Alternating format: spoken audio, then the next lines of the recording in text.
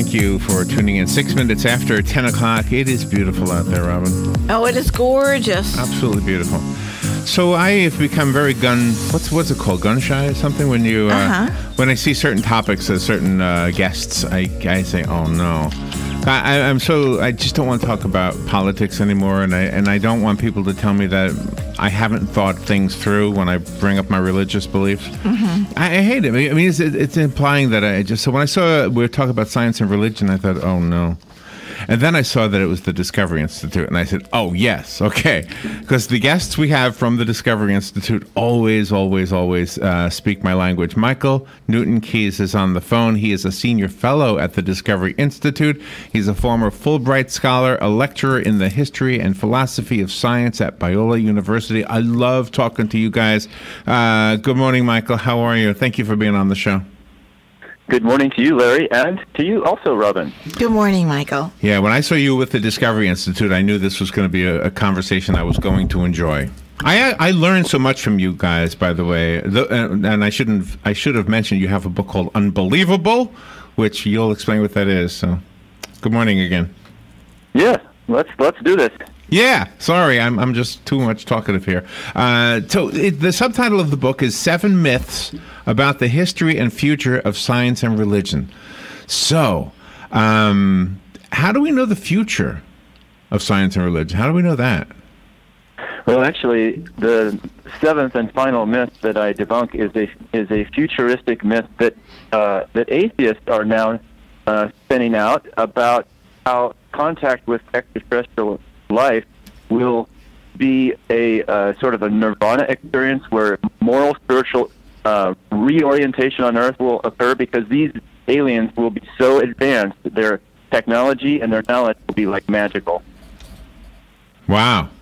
I didn't hear that. So if that happens, I mean, the Indians, when we came across the water and introduced ourselves to the Indians, they must have thought, who are these people? Are we going to say the same thing? Yeah.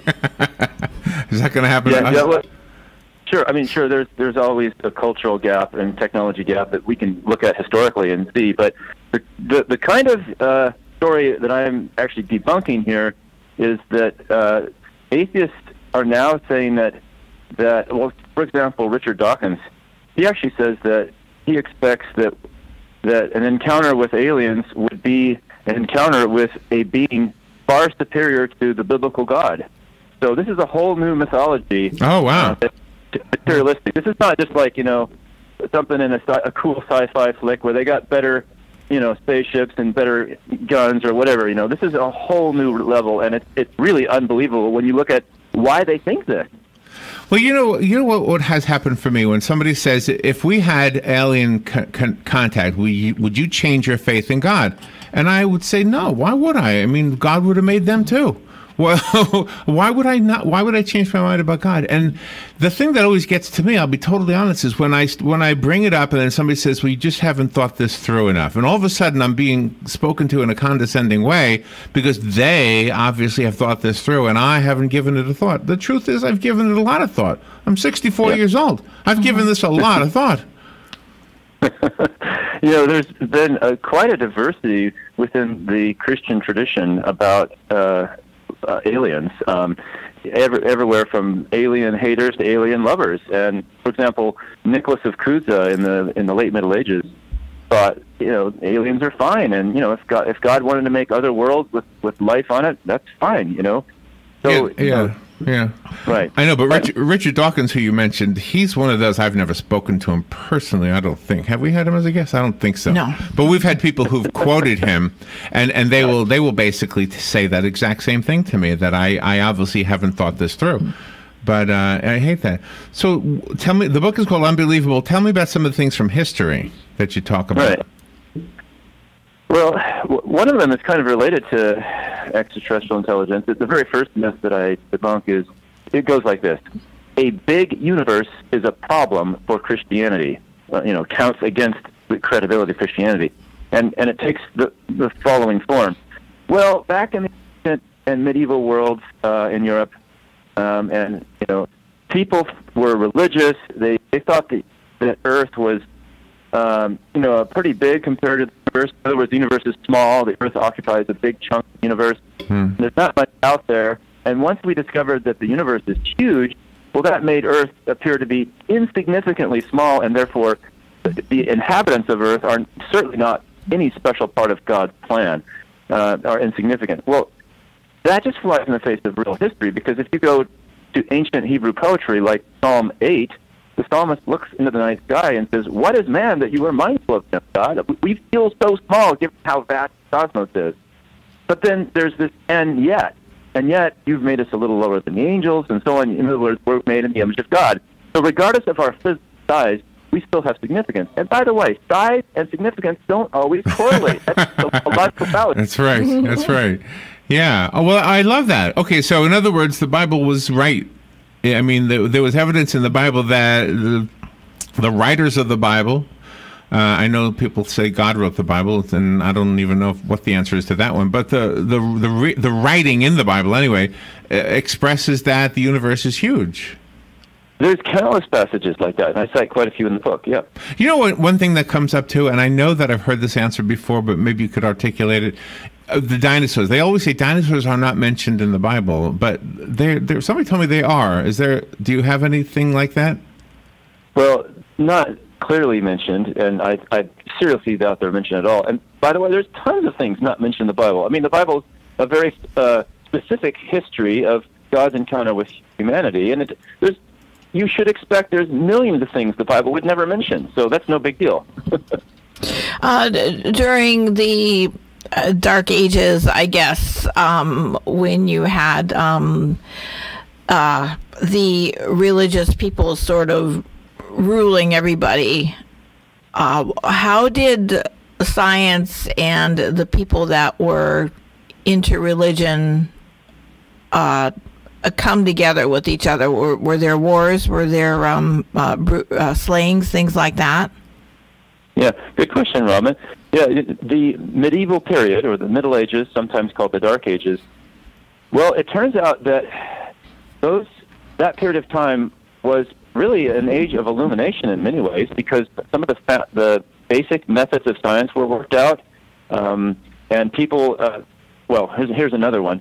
Christians invented an institution called the university, which is the longest continuous home for the teaching and discovery of scientific truth ever. And people would debate topics like the shape of the Earth. A lot of people think that Columbus proved the Earth was round, and that 1492, and that prior to that, in the Middle Ages, Christians lost that knowledge because of religious persecution or religious ignorance. But medieval Christians in universities knew great arguments for a round Earth.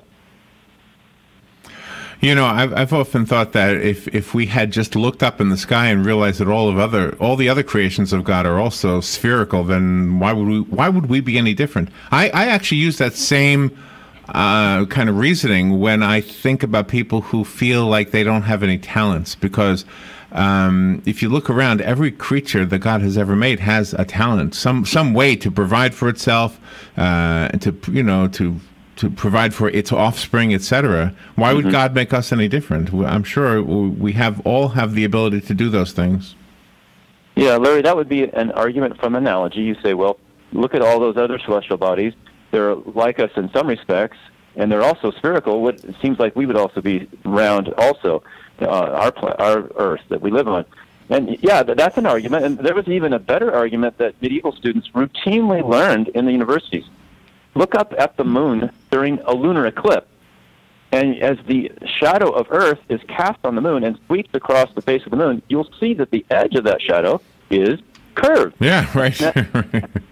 You know, and so what's really weird is I taught astronomy and biology for a quarter century to college students, and in my astronomy classes, most of my students could only give maybe one or two arguments for a round Earth based on observation, whereas medieval students could typically rattle off a half dozen or more arguments. So, you know, who's in the Dark Ages? Okay, yeah. Oh, so, and that's why you don't think the Dark Ages is an appropriate name for that era of time? Exactly, right. Yeah, that term was invented during the Renaissance as a kind of a cultural, way of sneering at, kind of chronological snobbery, as C.S. Lewis put it. Really? The people before me were not as sophisticated as I am. I got you. Because I've often wondered if every generation has felt like we've got the best technology ever. Mm-hmm. I wondered if that was true, like in the year 10. We got the best technology ever. You talk about Galileo and his trial. Yep. Yeah. So that is often brought out as the specimen A of science and Christianity at war with each other. But when you actually drill down into the real history, you'll find that it wasn't really science versus religion. It was two different interpretations of science or nature. Galileo, who was in the minority viewpoint, and the majority of scientists who were against Galileo. Now, of course, Galileo turned out to be right, but he failed to prove that he was right in his own lifetime. That took another generation later. But by the time of Newton, then a moving Earth was well established. So it was really up for grabs at the time of Galileo. So, and furthermore, the theologians weren't all against Galileo within the Catholic Church. The majority were eventually, but he had strategic friends and supporters, including some popes that were for him in many respects. So, yeah. Yeah. Do you know, we have this all the time where somebody will call up and they will challenge a statement we might have made. I am not a Bible scholar at all, but I believe in God. And I went through my period in my life when I was much younger, struggling with elements of what I was taught in church, and then came to a conclusion of my own. And so those conclusions are challenged quite frequently by making it seem like because I believe in God, that therefore I must not believe in science. And I'm thinking, well, why would that be true? I mean, science explains that it rains. Science doesn't explain the brilliance behind water rising out of the ocean, going up to the mountains and coming back down again. That sounds pretty much like somebody designed it. That whole thing sounds like design. Now, I don't know all the answers to all the biblical questions, but if science is going to be the thing that those who don't believe in God lean on, then why don't they use it with the abortion story? I don't understand that. Yeah. To me, science says clearly that conception is the beginning. Yeah, and a lot of people think, or forget rather, that how much the Judeo-Christian tradition was a part of the cultural matrix within which modern science arose. And I'll give you the key thought here.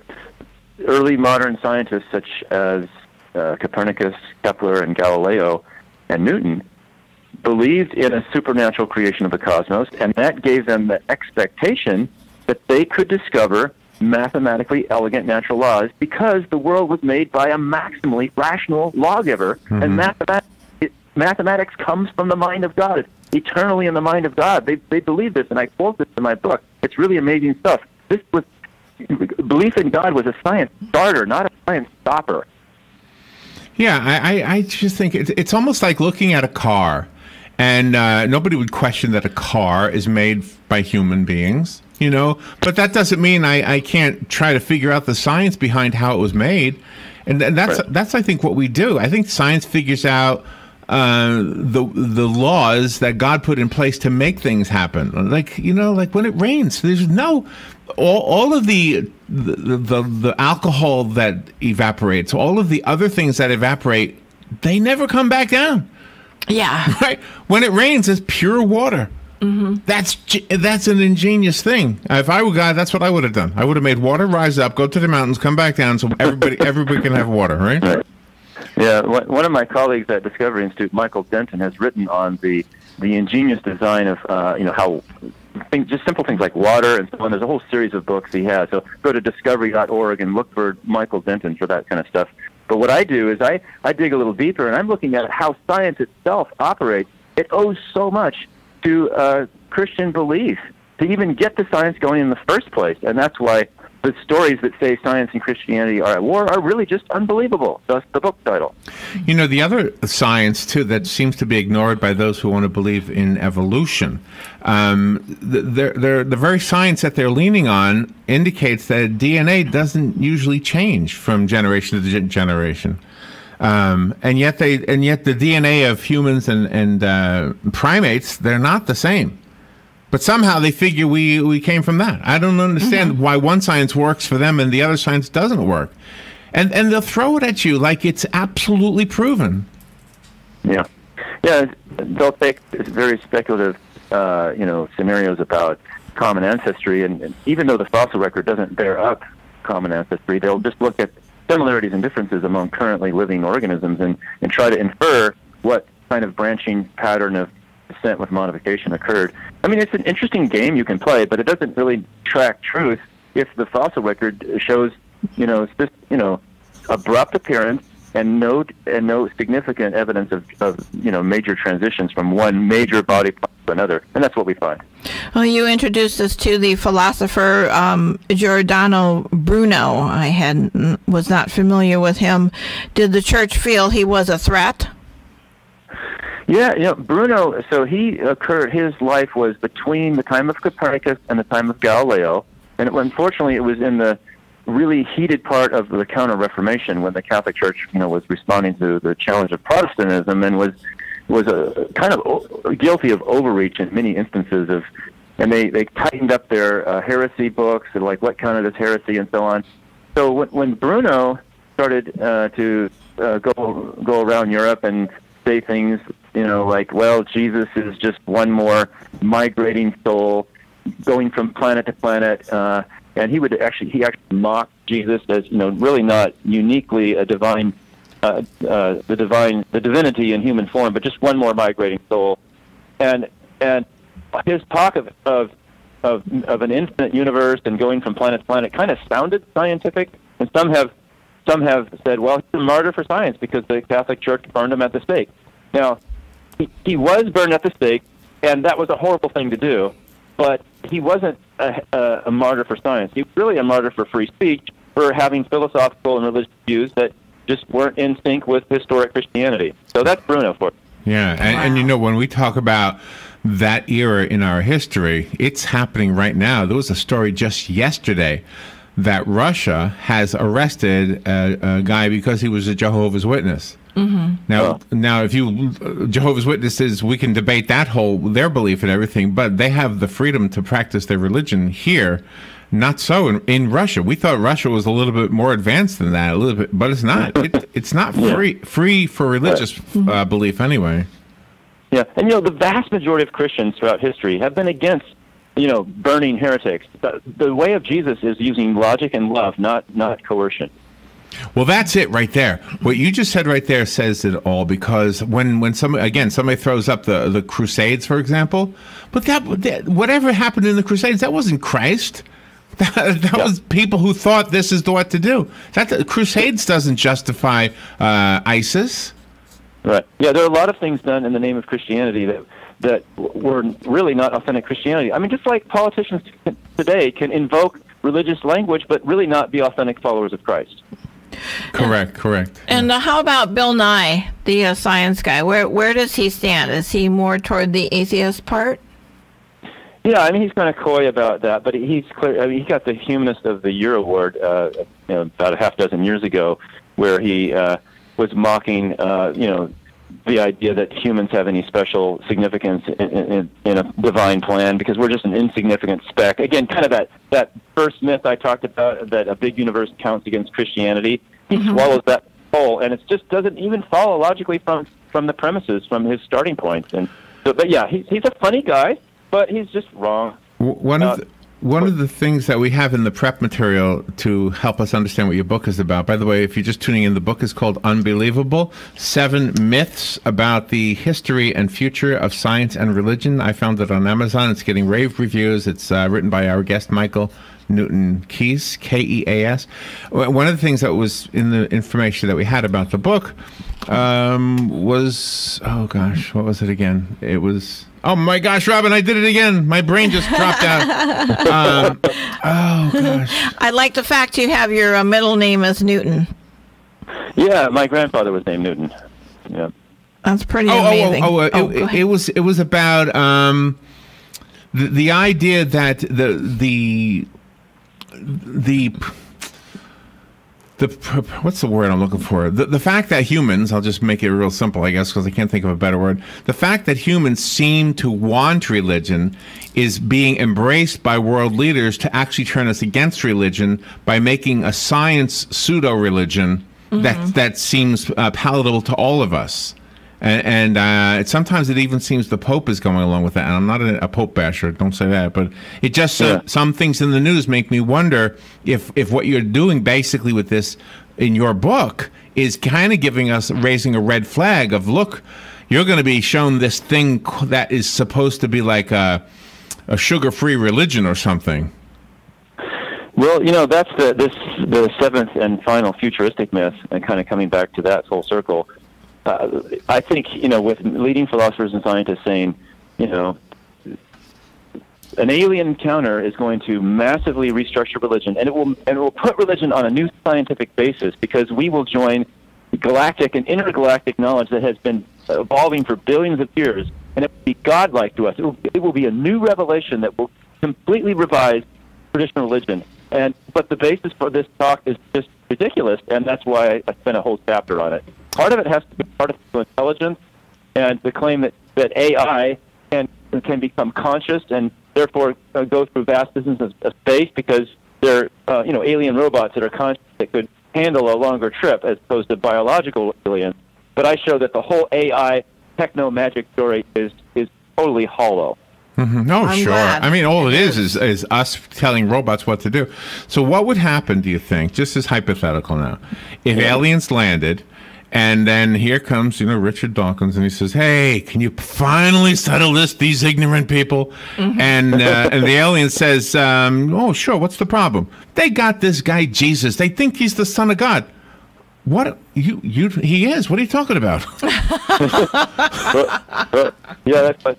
what's funny about that is I kind of run through a scenario in my book. Let's suppose there is the appearance of something that looks miraculous, and people are, some creature appearing on the planet, and there's a debate. Is it natural, an alien, or is it a supernatural, some supernatural being?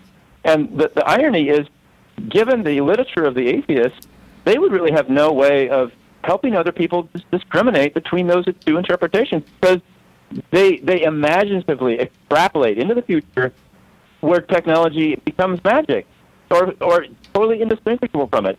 So what's ironic about this, latter-day atheism is becoming harder and harder to distinguish from the occult. And a lot of these UFO abductions look very, very occult-like, Larry. And Robin, I think, this is really, really weird stuff. There was a book I was looking at yesterday. It was called "How Come Only White People Are Abducted by Aliens?" Mm-hmm. Oh, gee. Maybe there's something to that. I don't know. Well, there's a wide variety of people that are so-called abducted. But yeah, a lot of it looks very occult-like. And what's ironic is, based on the literature from atheists, they have no way of distinguishing between occult phenomena and alien phenomena. It's like the two categories are no longer rationally distinguishable, whereas from a Christian tradition, they are distinguishable, and that's why Christianity was so important for the growth of science. I love your logic. Michael Newton Keas, Keas, thank you so much. The book is called Unbelievable. I found it on Amazon. You have a website, right? Yeah, if you go to unbelievablemyths.com, that's myths plural, that bounces you right to Amazon to get it. Oh, okay. All right, excellent. Michael, thank you for what you're doing, and thank you for coming on the show to talk to us about this. Yeah, thanks, Robin, Larry. You're welcome. We'll be right back. This is WOCA Ocala.